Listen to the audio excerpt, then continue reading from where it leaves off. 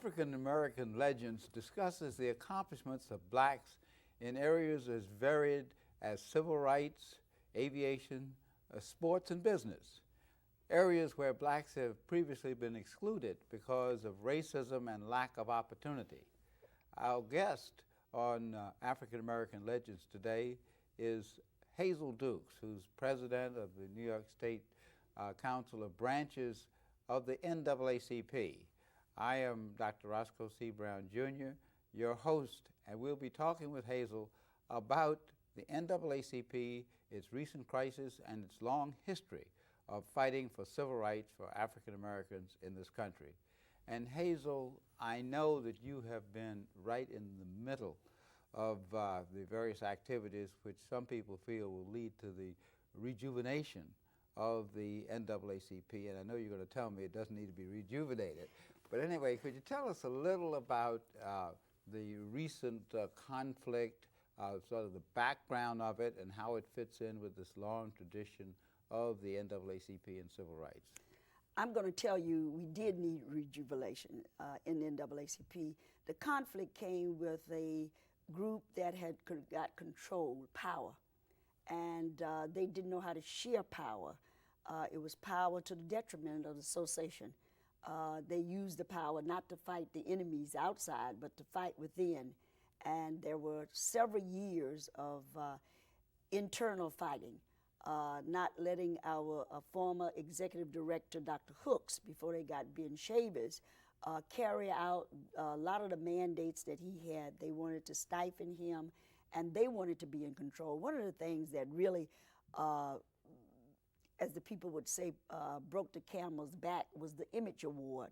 That was an award that had been started by the Hollywood branch around the stars, the African-American stars in Hollywood, the kind of treatment that they received, the kind of roles that they had.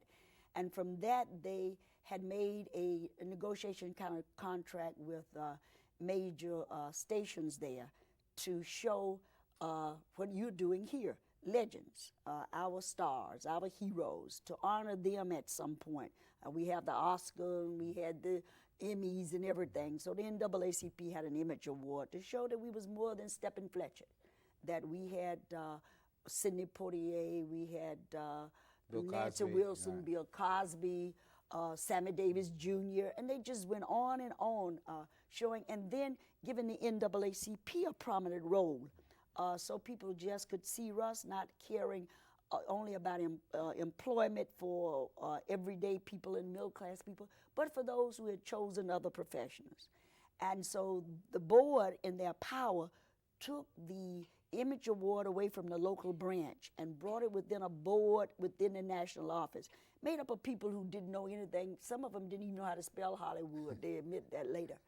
And so they went out to negotiate with Hollywood. And so they did negotiated our shirt off our back, that we went a deficit of approximately $4 million, which then destroyed the programmatic activities of the NAACP.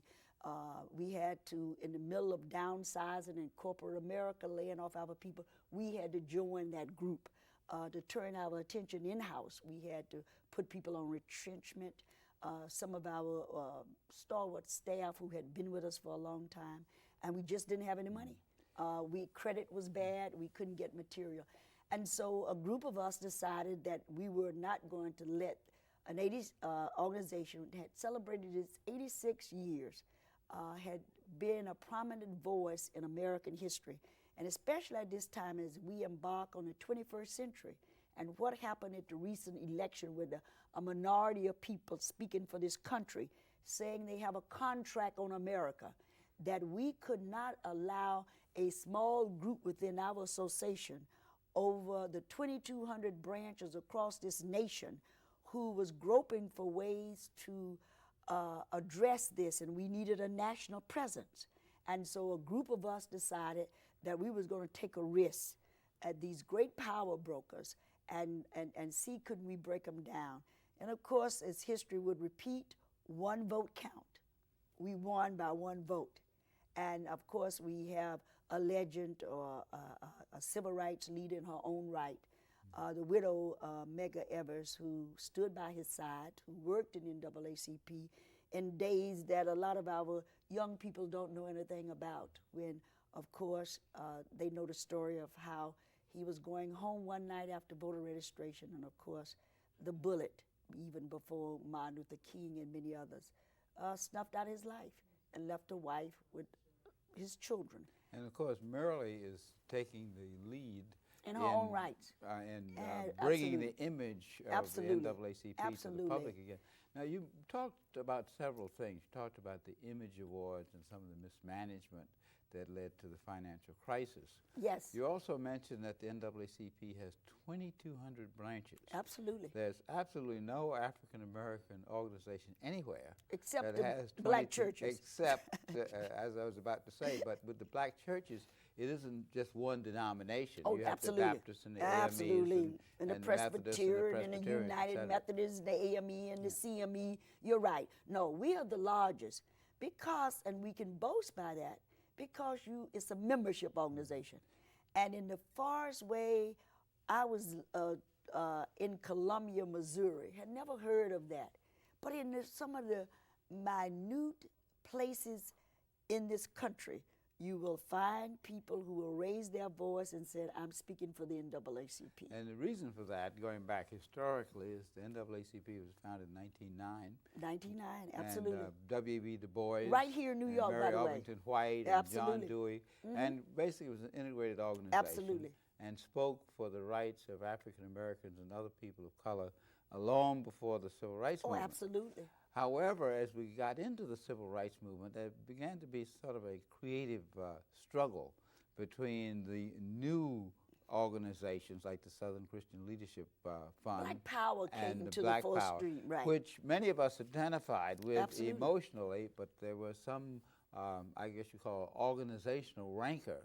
It was often said that Dr. King put him in jail and the NAACP took him out. Absolutely. And that was part of that partnership, but somehow or another that message hasn't seemed to filter down to some of the younger people who have, many of them say the NAACP has lost its mission, it has lost its strength.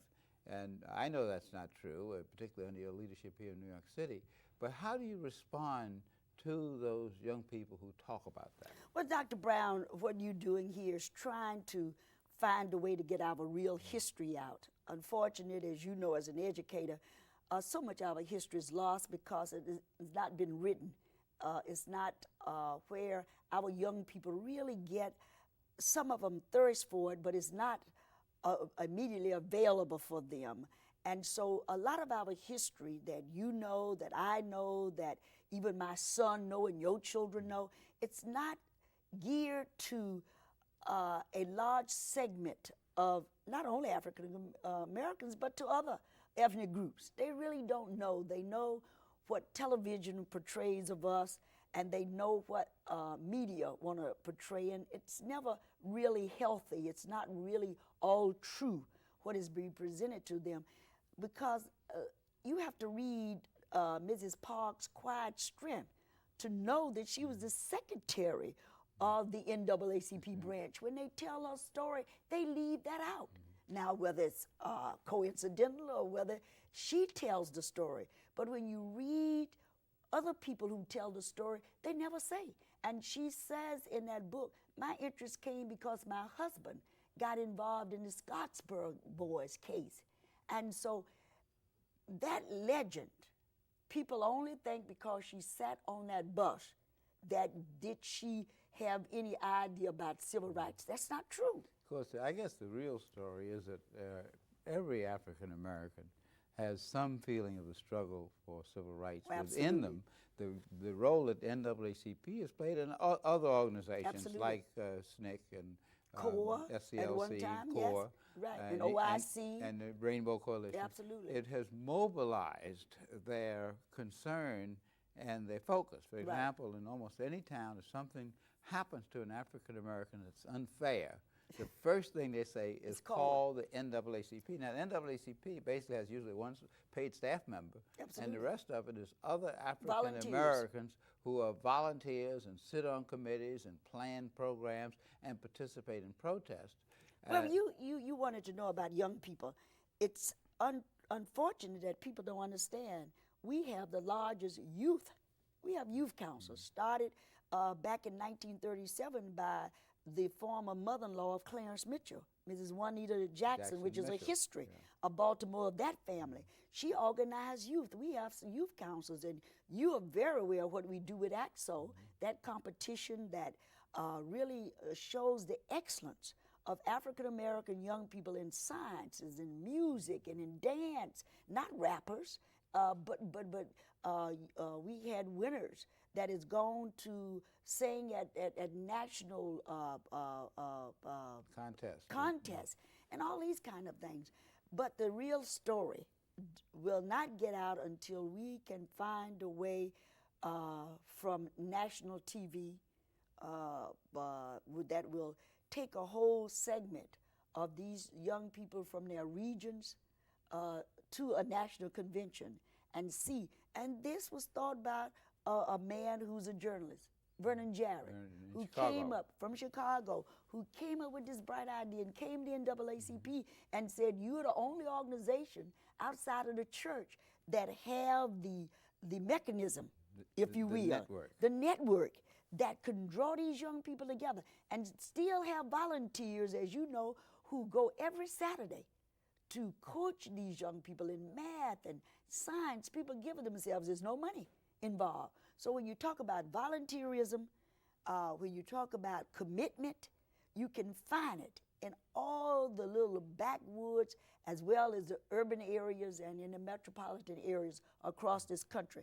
And I think Mrs. Evers Williams, because of her energy, because of her commitment, and the strength that she brings to this, we'll see an upsurge of the NAACP being visible, being forceful, and she will be sitting at the table with her new leadership. She's putting together a search committee to bring in a new leadership there, a new executive director who will then go through his staff and his or her staff. His or her staff. You're absolutely right. You had better say her. His or her staff and bring in vibrant, if you will, persons who will be on the cutting edge to get us into the 21st century where we will not be reacting, but acting and being at the table of a debate in some. And as you also know, we have in Washington, D.C., a legislative office that where Clarence Mitchell was known as the 101st senator. He walked those halls and played such a pivotal part in legislation that happened. Well, one of the things I think that has happened, NAACP made its major strides early on in the courts. Absolutely. With Thurgood Marshall, and then the Brown case decision. Absolutely. And then the legal defense part of it, legal defense fund, Separated. split off as a separate organization, still called the NAACP Legal Defense and Education Fund, but it is a separate organization. Right. We've made those victories in the courts, but what's happened as we've made victories in school integration and job desegregation, et cetera, the backlash has begun to wipe some of those victories out. And since we've explored that legal background, many people think that we have to go to the streets and just take it back. However, going to the streets will only take it back if there's a strategy. Absolutely. And that's what you're talking about. I think the strategy is going to have to come three prongs. I think that we got to remember that the legislative process must be at the forefront now. We must look, and we're at a danger now. Presently, we have, I think it's 24, 26 black congressional persons. Actually, it's 40 now. Is it 40? 40 in the Congressional Black The Caucus. caucus and then two more who are Republicans. Right. And then we have Carol Mosley Braun in the Senate. In the Senate. I think we got to work, as you know, they're looking at trying to take some of those districts back. Where we wanted in the court. They're challenging the district. Us to absolutely. Have American, right. So that's very critical, and we better pay close attention to that. Then we got to make sure that we use that legislative process that's available to us, that we won in the courts, that we don't lose that we must be present and visible in our state houses, in our county houses, in our federal houses. And in order to do that, we've got to register to vote and get people out to vote, which is one of absolutely. the main activities A main of the activity. NAACP. Absolutely, and we must stay there. Now, I do believe, and you've seen some of it recently in different states where people have not only gone into the legislative halls, but they've gone back to the streets.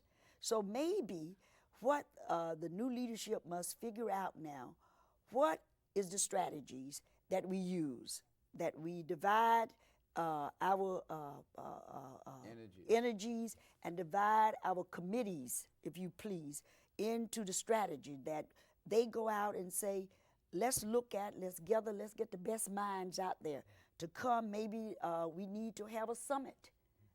Maybe we need to have a retreat, as we did on the Black family. The National Urban League and the National NAACP went to Fisk University and brought some of the best minds. This was before anybody else started talking about teenage pregnancy, before anybody started talking about the Black family, as it began to look at the 21st century, the divorce rate, the disintegration as we knew it, the grandmother not being there and grandfathers not being around.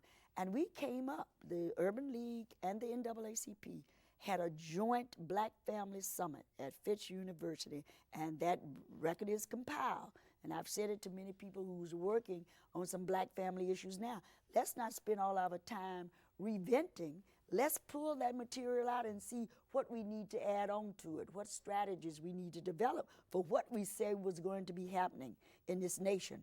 So I believe that Mrs. Evers Williams will be doing that, will be calling together businessmen, corporate leaders, to sit down at some roundtables discussion as we develop the new strategies for the 21st century. And I hope that young people who have gone off to higher institutions of learning will come back and do what you've done and do what so many, the Damon Keefs in Detroit, the Bob Carters, that they see it's a necessary tool in Derrick Bell to give of themselves, to sit and to negotiate and help the civil rights organizations find a new way to combat the reverse racism that is happening to African Americans in particular and to the working and poor in this country. Now, you made a very good point when you talked about the need of the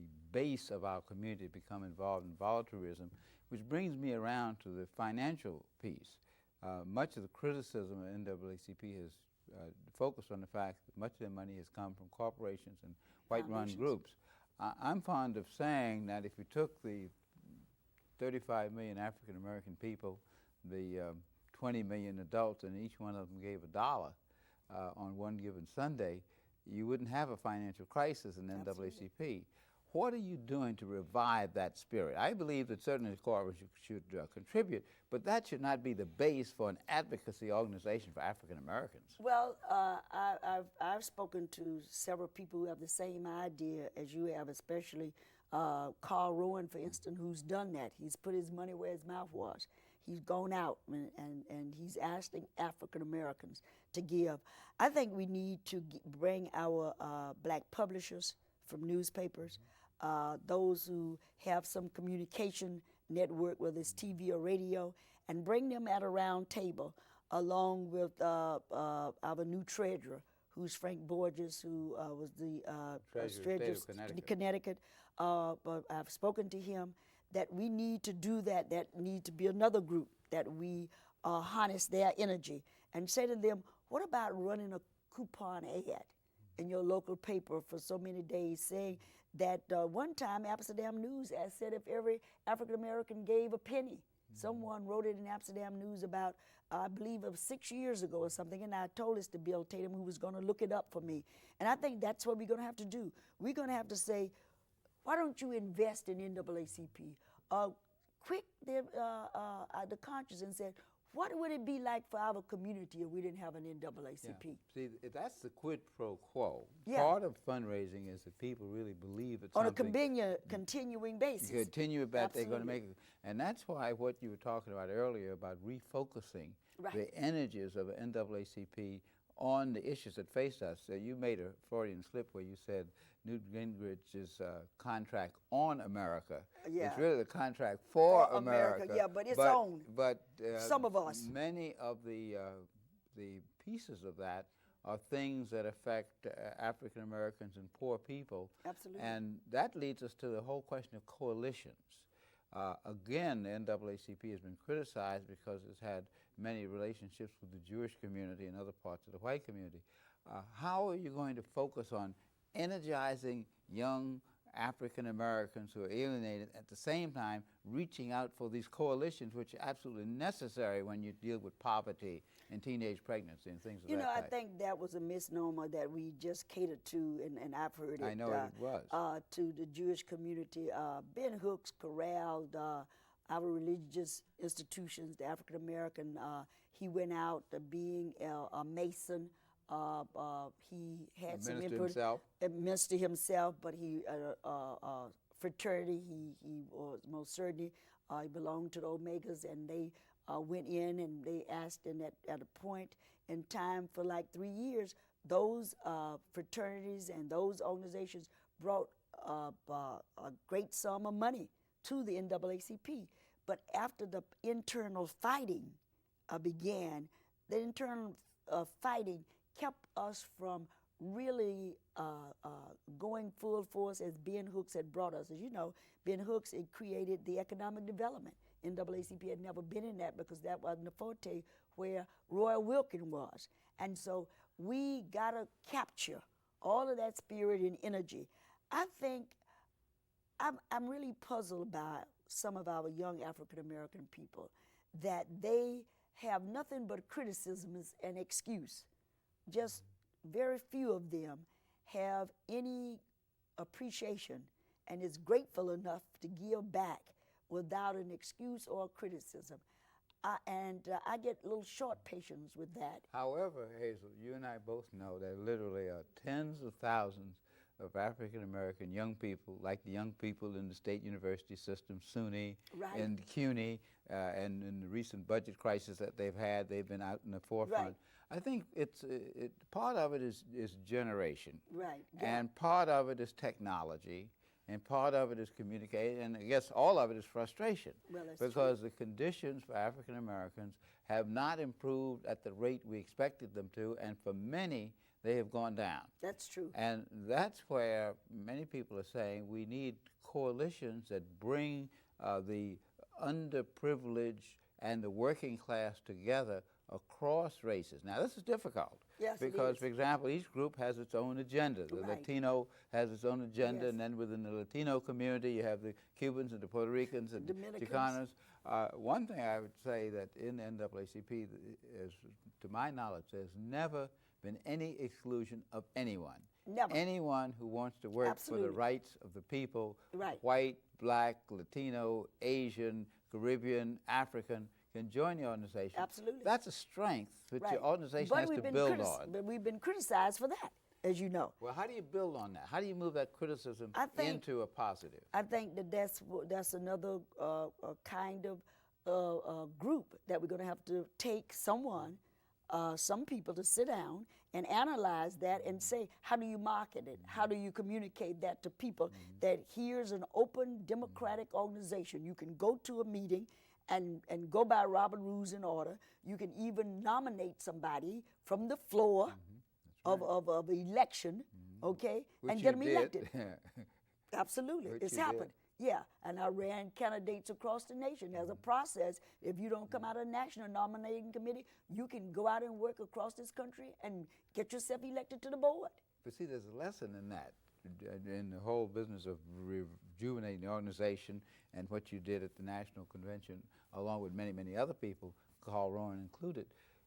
It's almost like you have to have the experience of working in an organization, fighting for a cause to success. Well, that's true. See, that's one thing the civil rights movement did when we would knock down some legal barriers. The segregation is over. Right. However, the next level, the subtle discrimination in work, the subtle discrimination in education, requires even more persistence. And one of the things that the NAACP has is this long, long record of persistence. Absolutely. Now, I think your challenge is, how do you use the term market? How do you create an awareness in the part of the average African American? I know you and I, we think of African Americans as a group. We don't think of them in terms of a status as this kind and that kind. But many people have ignored the working class African American. Yes. I know you haven't, and I know the branches in New York State haven't. What are you going to do to try to energize this whole network of folks in the African American community? I think that Mrs. Evers Williams is very much aware of this, as she's had conversation with people on phone calls and letters that she received. This issue comes up quite often. And I think what we need to do is to bring a group of persons across the spectrum, the working poor, the ones who the Wall Streeters, right, have had some kind of thing, and this is where Frank Borges come in at. He's aware of this alienation and the feeling out there, and he's talked about it. I think that there's going to have to be a group of persons that's going to have to work on that. I think how we come to this strategy is this time is none of us can have all the answers. We're going to have to find a way to bridge the gap. Age, sex, gender binder, got to bring them in. And we got to learn how to talk to each other and use our expertise and then put it on the table and somehow get our marketing people, and we have them, get the Carolyn Jones, get the Byron Lewis, and say to these people and the Burrells, and John Johnson, and say to them, how now, here's all of this on the table. And that's why we need Hazel Dukes, among others. We've been talking with Hazel Dukes, the president of the New York State Council of Branches in the NAACP, and we've been talking about how the NAACP is being rejuvenated. Thank you, Hazel, for being with us. Thank you.